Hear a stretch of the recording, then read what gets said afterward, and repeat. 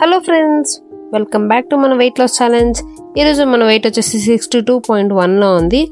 ఇంకా మన బ్రేక్ఫాస్ట్ విషయంకి వస్తే చపాతీ, క్యారెట్, కుకుంబర్ అండ్ చట్నీతో అయితే కానిచ్చేస్తాం. ఈరోజు కాలేజ్కి వెళ్ళాల్సి వచ్చింది. సో అక్కడ మనకి ఒక డార్క్ చాక్లెట్ నచ్చింది, సో తినేసాం అనమాట. ఇంకా అలా కాలేజ్ ముగించుకొని వచ్చేసి చూడండి వెదర్ ఎంత బాగుందో. ఇలాంటి వెదర్ ఉంటే వీడియో దిగకుండా ఉంటామా, సో అలా తీసేసాను.